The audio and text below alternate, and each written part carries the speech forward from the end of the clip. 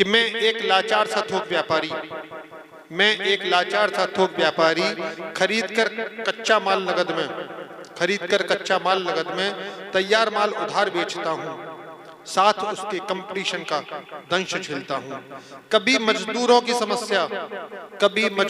समस्या तो कभी माल ट्रांसपोर्ट में खो गया, तो जनाब दुकानदार ने खोए हुए माल का पर्चा ही हिसाब से अलग कर दिया।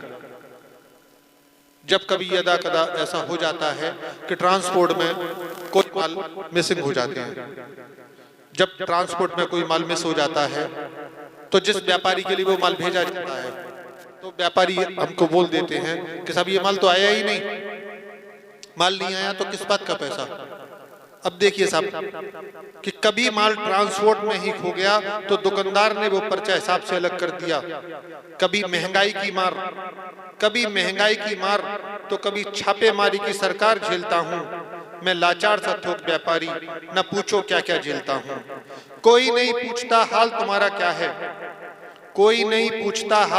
क्या है, सब सोचते हैं इनके पास तो बेहिसाब धन गड़ा है।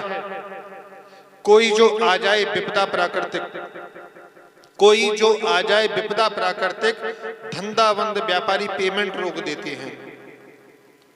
जैसे इस समय पिछले सन 2019 लास्ट से कोविड की प्रॉब्लम बहुत भयानक रूप से चल रही है। इस स्थिति में ज्यादातर व्यापारी अपनी सुविधा के हिसाब से हमको दे रहे हैं। कुछ ही परसेंट व्यापारी ऐसे होते हैं जो हमारी जरूरत को समझते हुए हम लोगों के हिसाब से पेमेंट देते हैं। बाकी 95% व्यापारी अपने ही हिसाब से पेमेंट करना चाहते हैं कि कोई जो आ जाए विपदा प्राकृतिक धंधाबंद व्यापारी पेमेंट रोक देते हैं। आप तो पैसे वाले हैं जनाब, कहकर हमको सिर्फ सांत्वना देते हैं। दिलदारी फिर भी ये हमारी है, सामर्थ्य अनुसार मदद भी देते हैं। पहले नोटबंदी फिर आई जीएसटी, बाद उसके चक्रवर्ती तूफानी रेला, विरोध में एनआरसी के चाहे लगा हो मेला। और अब कोरोना सबने मुझे पेला है। मेरी वर्षों की मेहनत को सदियों पीछे धकेला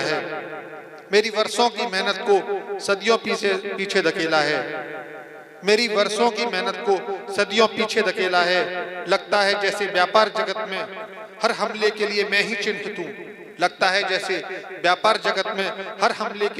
चिन्हित हूँ। यकीन मानिए आने वाले दिनों की हिफाजत के लिए मैं चिंतित हूँ। जय हिंद।